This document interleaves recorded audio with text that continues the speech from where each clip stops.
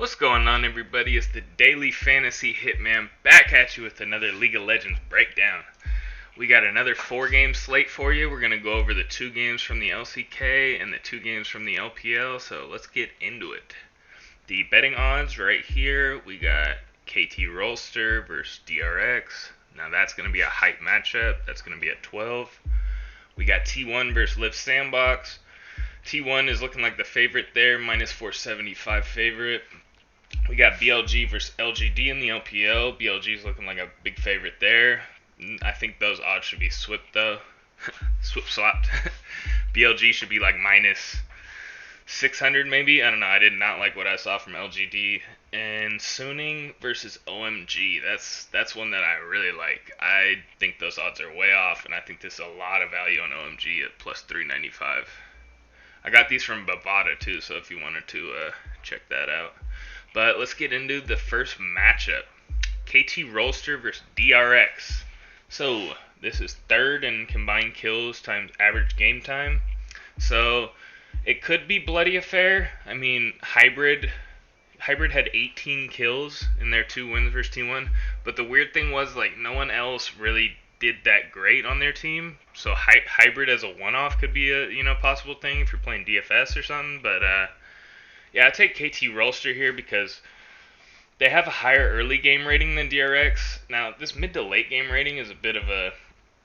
I don't think that's necessarily true because, I mean, first off, look at the goal difference at 15, right? So I'm not even sure if that will get to mid to late.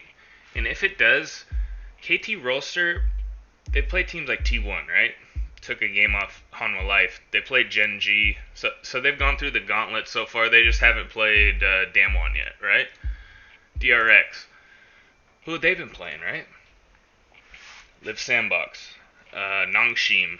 They did take a game off Hanwha. That's pretty impressive. They did beat Afrika. So DRX is a team you don't want to sleep on, right? But they're a young team. You can see right here, Solka, he's young. Bao's young. Becca's young. These two guys, this is their first split, I'm pretty sure, in the LCK. Kingin, he's a bit of a veteran. Piosik too, but I don't overall love this squad, right? I think they've been beaten up on more of the bottom of the barrel teams, more of the mid-range teams. And I think when they face a team like KT Rolster, they're gonna have some issues.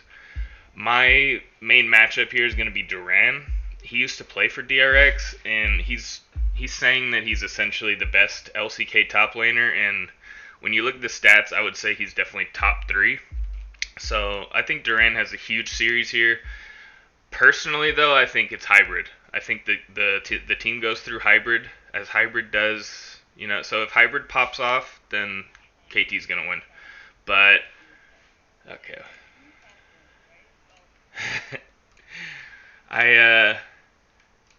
Yeah, I'm going to take KT Rolster on that one. I'm going to take them with a 2-1 scoreline. Not super confident that they could 2-0 there because they do make a lot of mistakes.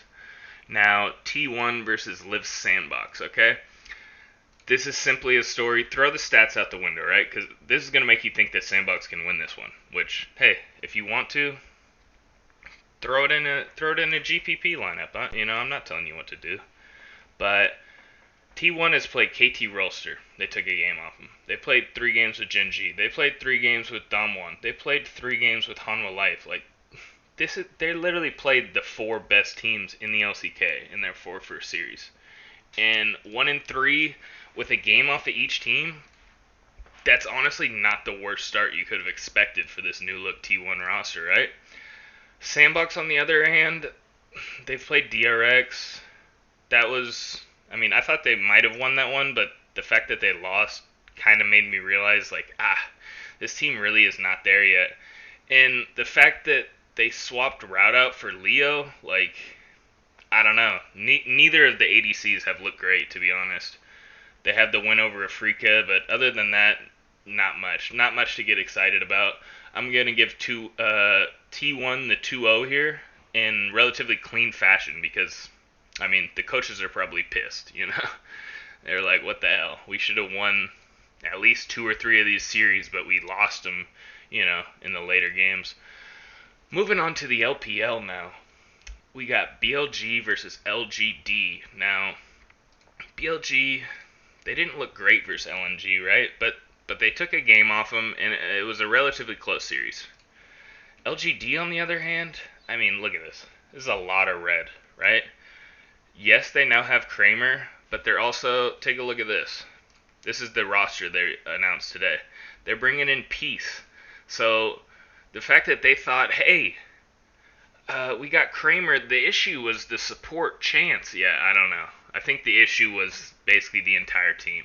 You know, this team, for me, is the worst team in the LPL, and I'm sticking with my guns on that one, right? BLG, don't love them overall. I think the synergy between especially these top three is a bit iffy.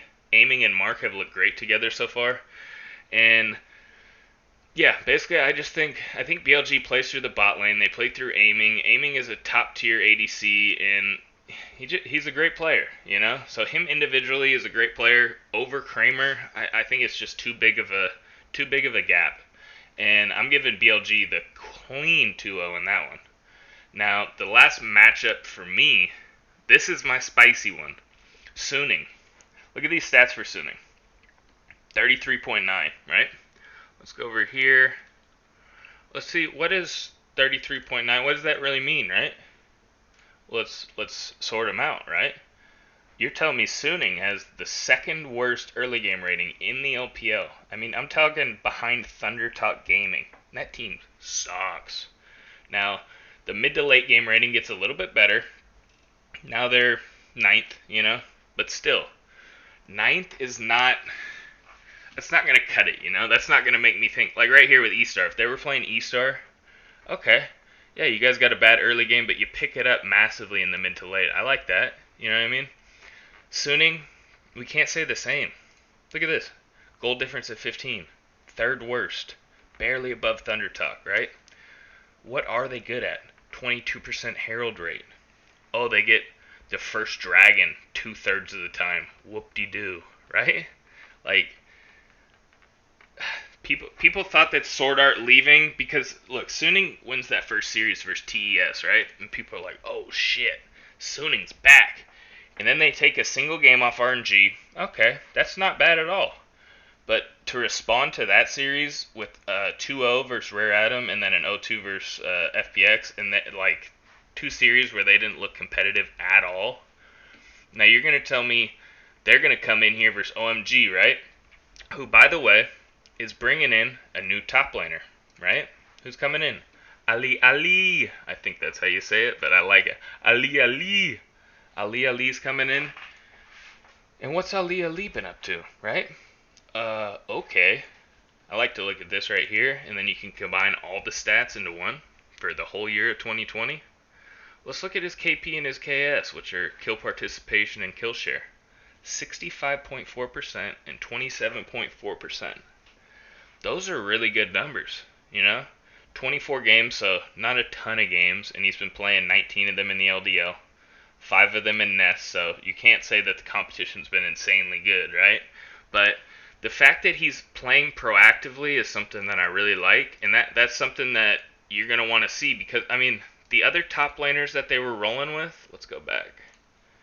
They had New and Bright. He's not even a top laner. He's a mid laner, right? New is notorious for just his kill participation and his kill share are just not where you want to see him, right? 53.1, 17.3. He was over at RNG. RNG just gave him the boot because they were like, we don't want you on the squad, right? Look at this, 53.8, 14.5. So the fact that they're bringing in a more proactive top laner to maybe give Ben some fits, right? Ben has not been playing up to the standards we thought of him, right? And he's been dying a lot. Look at that, 15 deaths over their last 4 losses. That's not good. You know what I'm saying? That is not good. The loss of Sword Art really crippled this team because I actually heard that their whole comm structure, I guess, the communication between the team was basically Sword Art telling everyone what to do. I mean, you take that out of a team and you replace it with a rookie like On.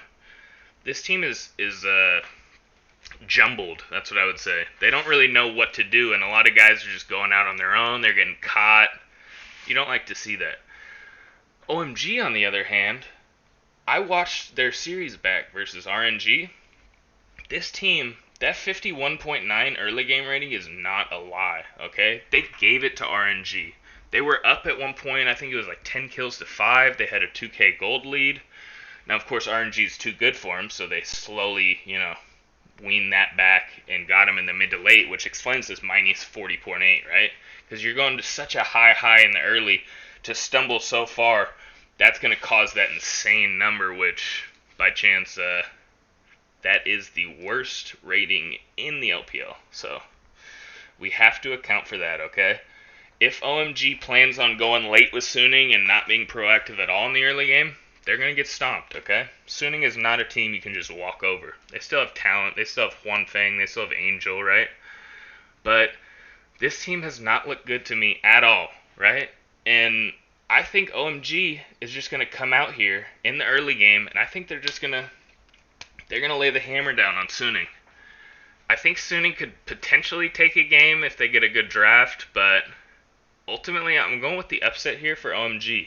Because I think this team, this core roster of AKI, the guy coming over from TES, he looked really good there. Wooming, I like what I've seen from him. This Eric and Cold bot lane too. I love what I'm seeing out of Eric. I think he is a great option if you're playing DFS tomorrow.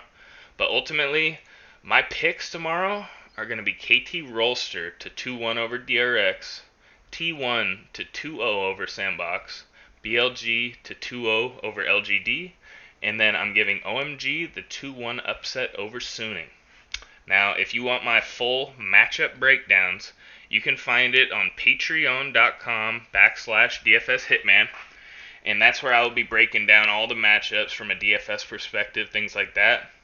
But thank you for listening, and make sure to give me a subscribe if you can. Now, good luck, everybody.